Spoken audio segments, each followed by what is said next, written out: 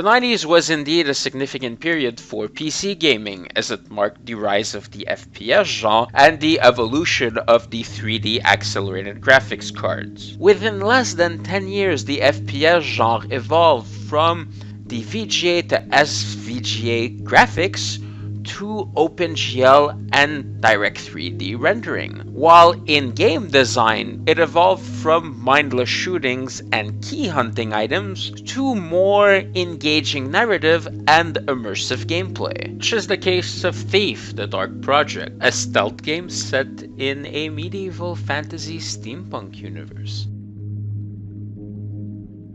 Developed by Looking Glass Studio and released in 1998, Thief: The Dark Project looked like an unusual game from its first-person perspective, especially when compared to games released around the same period, such as Quake 2, Unreal, and Half-Life. First of all, the story didn't revolve around silent heroes that had to either save the world from an alien invasion or from a demonic invasion. Garrett was a simple thief who did what he thought was good in order to make a living, which was stealing from the rich and robbing graves. Aside from the fact that he is a master thief, well, we do know that he grew up in the streets until the day he met a mysterious man that noticed his thieving skills and recruited him. That's all we know about his background story. But that being said, our protagonist is not one without a personality. He will comment around his cynical point of view through the environment or the cutscenes, all depending. Since I'm in here, I might as well pick up something for myself. Speaking of the cutscenes,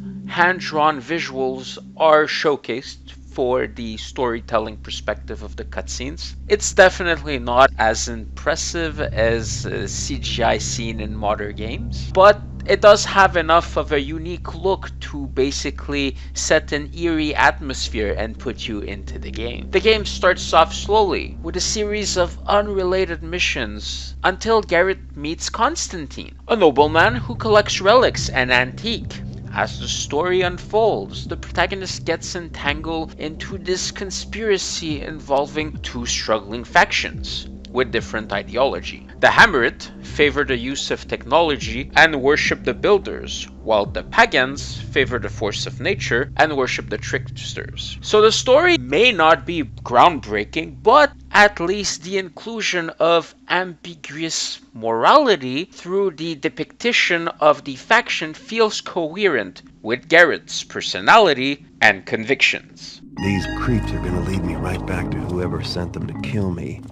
Unlike other titles released around the same period of time, the character that you play in Thief is quite vulnerable, as Garrett cannot sustain that much damage. He does not excel at melee combat and moves slowly. Instead of going head to head with your foes, you are forced to plan your moves carefully by looking and listening to your surroundings. Considering that the action-oriented FPS was rampant during the 90s, this was quite a drastic change. Not to mention, the movement mechanics displayed a great sense of body awareness. Fortunately, Garrett has many weapons at his disposal. The best thing about this whole arsenal is that the player is free to use it the way he wants to. Whether you want to go with a stealthy approach or a non-stealthy approach is up to you. But what's even more effective is paying attention to the environment, as you can find alternative paths and secret passages. Creating distractions by throwing objects on the floor and sneaking around your way by turning off light sources are ways that you could tackle the levels and the enemies ahead. The Dark Engine, while dated even upon its release,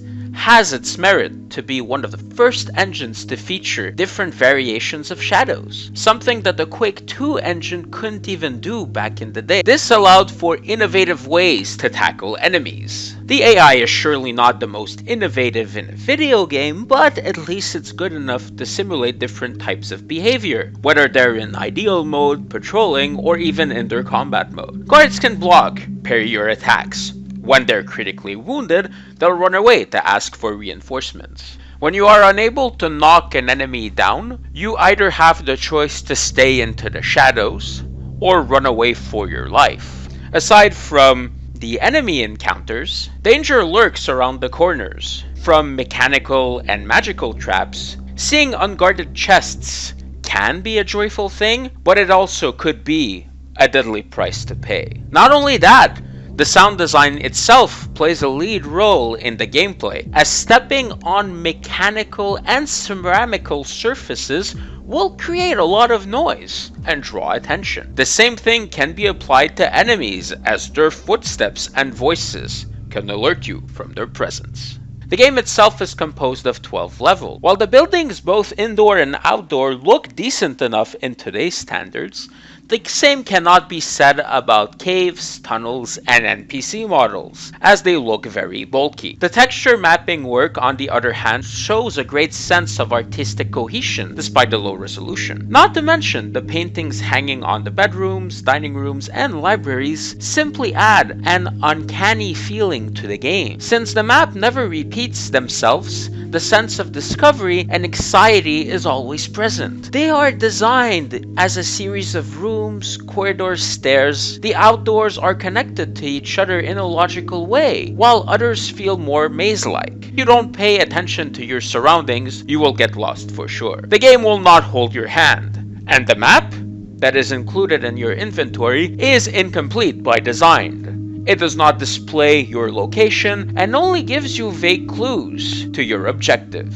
The mission design itself is worth mentioning, as the implementation of gameplay mechanics in the maps has been done in an organic way. Aside from sneaking your way through your enemies and stealing jewelries and relics, you must look around for books and letters, as they may provide you valuable information in order to progress, as well as exposing you to more background story. Some missions will take you 20 minutes to complete, while others may take you more than an hour. It may take between 15 to 20 hours to beat the game. When Garrett is not busy knocking down guards, he's busy raiding tombs. While other reviewers have criticized the inclusions of supernatural elements, seeing it as a diversion from the core gameplay, we applaud this feature since it puts the player out of their comfort zone. The board horde and the haunted cathedral level both display a clever use of sound design, as well as the level design, and the enemy placement as well is really well done, especially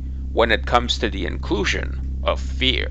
Despite the fact that its gameplay aged gracefully, Thief is not without its flaws. Aside from the visuals, the AI can show its limits, as the enemies do not react to a variation of the environment. Leaving doors open or turning off torches will not alert them. This doesn't really break the immersion, it makes the AI kind of exploitable. Not to mention that the civilians just stand there without doing anything. Additional animations like routine and patterns could have made the universe more believable. Also, why do doors close themselves after a short amount of time? That seems weird. Can't they just stay open?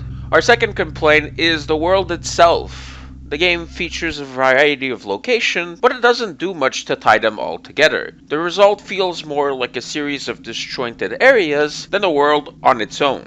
A little less than a year after, Looking Glass Studio released Thief Goal, which fixed some of the bugs and balancing issues with the difficulty, while adding 3 more missions to the campaign. The add-on missions themselves, while good on their own terms, kind of break the pacing of the story, as they feel more like fillers than anything else. The only version available on the digital market is the gold version. Neither an FPS nor an RPG, Thief the Dark Project is a game with its own identity that not many games have tried to replicate. Sure, the visual aspect of it didn't age gracefully, but its gameplay still remains as fun as it once was. But overall, it's a gem that deserves to be rediscovered by modern gamers. Thief the Dark Project gets a 9.8 out of 10. With the success of Thief 1 The Dark Project, and its re-release under the Gold brand a year later, it was only a matter of time before Looking Glass Studio would release Thief 2 The Metal Age.